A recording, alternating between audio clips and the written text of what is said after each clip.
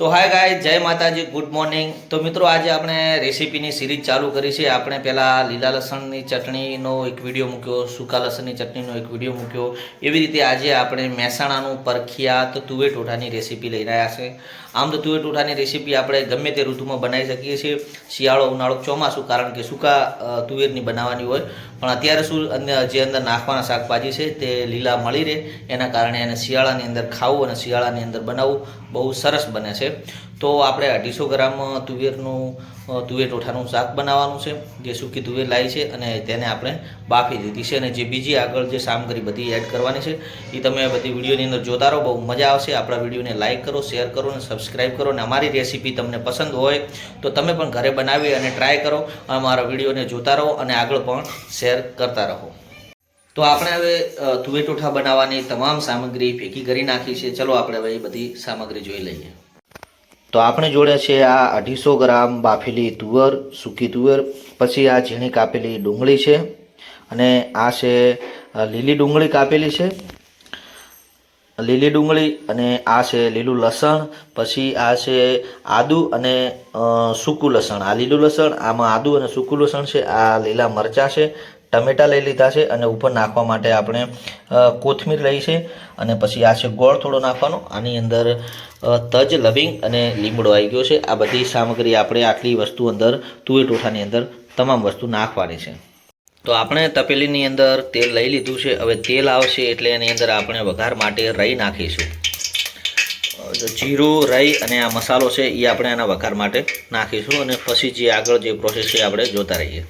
આપણે આ બધો જે મસાલો નાખવાનો તો નાખી દીધો। હવે અંદર આપણે નાખવાની છે સૂકી ડુંગળી એડ કરી દીધી છે।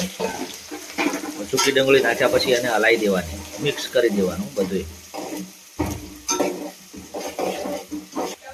તો આ ડુંગળી છે એ આપણે હવે થોડીક લાલ કલર જેવી લાગે ને, થોડી ચડી જાય ને, કાચી ના રહે એ પ્રમાણની ચડી જાય, પછી આપણે એની અંદર એડ કરવાના થશે ટમેટા। એટલે હવે ડુંગળીની અંદર થોડીક પીળાશ થોડી લાગવા માંડી છે આપણને, એટલે આપણે તરત જ હવે એની અંદર ટમેટા એડ કરી નાખીએ। ટમેટા આપણે નાખી દીધા। હવે ટમેટાને પણ એવી રીતના મિક્સ કરી નાખવાનું, એટલે ટમેટું શું ગળી જાય, થોડું અંદર કાચું ના રહે।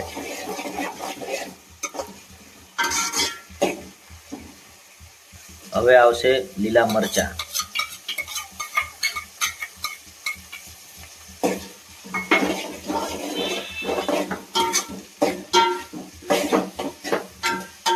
એને પછી મિક્સ કરતું જ રહેવાનું, તો એ શું એનો સ્વાદ થોડો સારો આવે આપણને। હવે આદુ અને લસણની પેસ્ટ આપણે અંદર એડ કરી દેવાની છે, એટલે આદુ અને લસણની પેસ્ટ નાખી દીધી છે અંદર, તેને પણ પાછું મિક્સ કરી દેવાનું।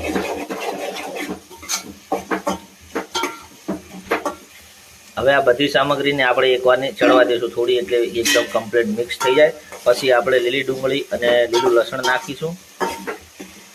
હવે આપણે એડ કરવાનું છે લીલું લસણ, અને હવે આવશે લીલી ડુંગળી। હવે એને પાછું મિક્સ કરી દેવાનું। આને હું સાથે સાથે ચમચો તો ચાલુ જ રાખવાનો, તો જ થોડું સારું અને ટેસ્ટી બને। પેલું શું નીચે નથી બળી જાય, મિક્સ કરતું જ રહેવાનું।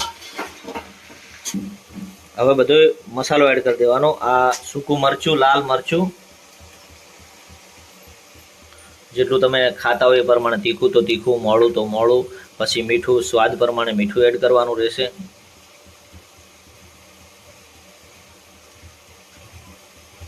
હળદર સૂકી। હવે પાછું આ ફરીથી નાખી અને ફરીથી આને બધાને મિક્સ કરી દેવાનું, એકદમ કમ્પ્લીટ મિક્સ થઈ જશે। પછી આગળની પ્રોસેસ ચાલુ રહેશે। અંદર તુવેર નાખવાની આવશે હવે, અને એની અંદર પાણી આ થોડું બળી જાય, કમ્પ્લીટ થાય પછી એની અંદર તુવેર નાખવાની, અને પાણી અંદર આપણે જે તુવેર બાફી હતી જે પાણી હતું ને એનું એ જ પાણી એડ કરવાનું છે। આ ગરમ મસાલો નાખી દીધો અંદર,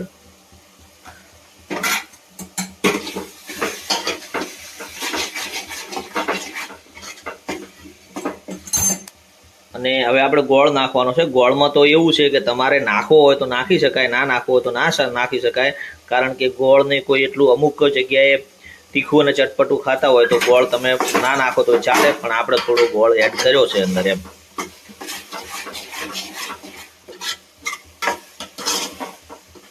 અને પછી રોટલા, રોટલી, ભાખરી, પાઉં સાથે પણ તમે ખાઈ શકો છો. અને ઉપર પછી તમારે લાસ્ટની અંદર પછી ઉપર સૂકી ડુંગળી અને સેવ માથે ભરભરાવાની અને પછી એને તમે પાઉં સાથે અથવા રોટલી, ભાખરી અને રોટલા સાથે પણ ખાઈ શકાય છે.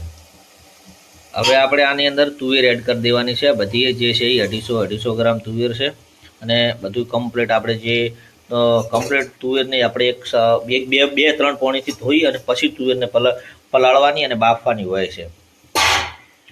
પહેલી તુવેરને પલાળી દેવાની અને પછી એને 8-9 કલાક જેટલી પલાળવાની. તમારે સવારમાં સાંજે બનાવવું હોય તો સવારમાં પલાળવાની અને સવારમાં બનાવવું હોય તો તમે સાંજે પલાળીને મૂકી શકો છો. તો ચલો આપણે આ તુવેર ટોઠાનું શાક તૈયાર થઈ ગયું છે. હવે આને થોડી વાર ચડવા દેવાનું છે, 5-6 મિનિટ એટલે કમ્પ્લીટ થઈ જાય. અને ઢોકી દેશો એટલે આપણે ઓકે થઈ જશે. પછી ઉપર નાખી દેવાની છે કોથમીર અને તમે એની ઉપર પછી સૂકી ડુંગળી ઝીણી કાપેલી અને સેવ પણ નાખી શકો. તો આપણું તુવેર ટોઠાનું શાક થઈ ગયું છે તૈયાર. હવે ઉપર નાખી દેવાના છે આપણે ધાણા અને હજી તમે આની ઉપર અંદર રસો જે આપણે રાખ્યો છે પાણી છે, હજી તમે બાળવું હોય તો બાળી અને કોરું કરી શકો છો. જો તમે એકદમ પાણી બાળશો તો તમે એને પાઉં સાથે ખાવામાં વધારે મજા આવશે. જો પાણી છે એટલે તમે આને રોટલી અને રોટલા સાથે ખાઈશો અને જો એકદમ પાણી ઓછું થઈ જાય, કોરા જેવું થઈ જાય તો તમે એને પાઉં સાથે ખાવાની બહુ મજા આવે છે. તો આપણે થઈ ગયું છે તુવેર ટોઠાનું શાક તૈયાર. આપણે હજી થોડો રસો બળવા દઈશું, એકદમ થોડો હજી આનાથી ગણો ને 10-15% થોડો રસો બળી જાય પછી લેશું એટલે જમવામાં બહુ મજા આવે.